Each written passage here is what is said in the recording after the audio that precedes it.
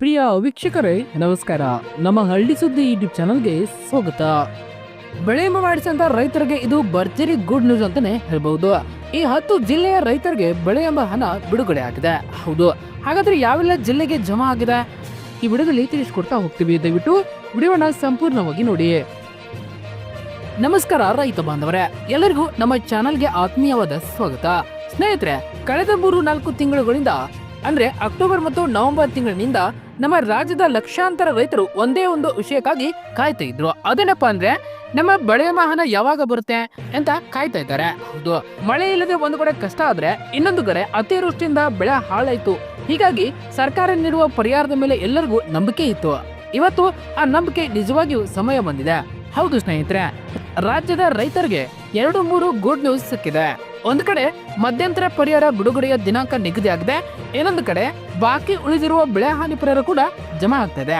ಇಷ್ಟೇ ಅಲ್ಲ, 21 ಲಕ್ಷ ರೈತರು ಕಾಯ್ತಿರೋ ಮುಖ್ಯ ಬೆಳೆ ವಿಮೆ ಬಗ್ಗೆನೂ ಕೇಂದ್ರದಿಂದ ಮೊತ್ತದ ಬಗ್ಗೆ ಸೂಚನೆ ಸಿಕ್ಕಿದೆ. ಹೌದು, ಏನಿದು ಸಂಪೂರ್ಣ ಮಾಹಿತಿ? ಹೌದು, ಯಾರ ಖಾತೆಗೆ ನಾಳೆ ಹಣ ಬರುತ್ತೆ, ಯಾರಿಗೆ ಜನವರಿಯಲ್ಲಿ ಬರುತ್ತೆ, ಪ್ರತಿಯೊಂದು ವಿಷಯವನ್ನ ಈ ವಿಡಿಯೋದಲ್ಲಿ ವಿವರವಾಗಿ ಎಳೆಯಾಗಿ ತಿಳಿಸ್ಕೊಡ್ತಾ ಹೋಗ್ತೀನಿ.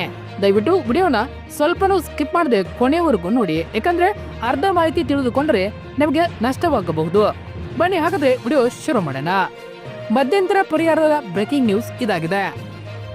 ಮೊದಲಿಗೆ ಬ್ರೇಕಿಂಗ್ ನ್ಯೂಸ್ ನೋಡೋಣ. ರಾಜ್ಯದ 3 ಪ್ರಮುಖ ಜಿಲ್ಲೆಗಳ ರೈತರಿಗೆ ನಾಳೆ ಬೆಳೆ ವಿಮೆ ಮಧ್ಯಂತರ ಪರಿಹಾರ ಜಮಾ ಆಗಲಿದೆ. ಹೌದು ಸ್ನೇಹಿತರೆ, ಕಲಬುರಗಿ, ವಿಜಯಪುರ ಮತ್ತು ಯಾದಗಿರಿ ಜಿಲ್ಲೆಯ ರೈತರಿಗೆ ಇದು ಅನ್ವಯವಾಗುತ್ತದೆ.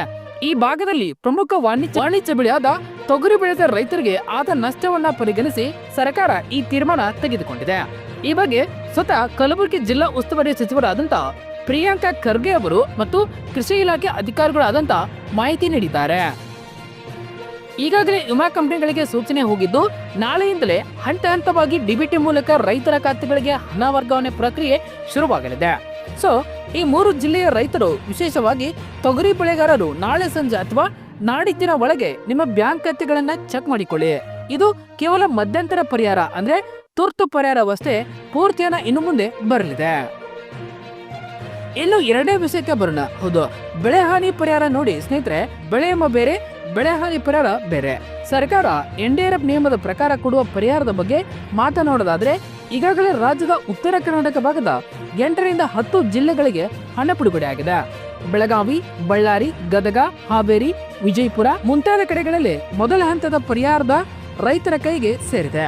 ಆದ್ರೆ ಸಾಕಷ್ಟು ರೈತರು ಕಮೆಂಟ್ ಮಾಡಿ ಕೇಳ್ತಾ ಇದ್ರು, ಸರ್ ನಮ್ಮ ಊರಲ್ಲಿ ಎಲ್ಲರಿಗೂ ಬಂದಿದೆ, ಆದ್ರೆ ನನಗೆ ಮಾತ್ರ ಬಂದಿಲ್ಲ, ಯಾಕೆ ಅಂತ ಕಮೆಂಟ್ ಮಾಡ್ತಾ ಇದ್ದಾರೆ. ಇದಕ್ಕೆ ಕಾರಣ ಇಷ್ಟೇ, ಟೆಕ್ನಿಕಲ್ ಸಮಸ್ಯೆ ಆಗಿರಬಹುದು. ಅಂದ್ರೆ ನಿಮ್ಮ FID ನಂಬರ್ ಮ್ಯಾಚ್ ಆಗದೇ ಇರೋದು, ನಂತರ ಪಹಣಿಗೆ ಆಧಾರ್ ಲಿಂಕ್ ಇಲ್ಲದೆ ಇರೋದು, ನಂತರ ಬ್ಯಾಂಕ್ ನಲ್ಲಿ NPSI ಮ್ಯಾಪಿಂಗ್ ಆಗದೆ ಇರುವುದು.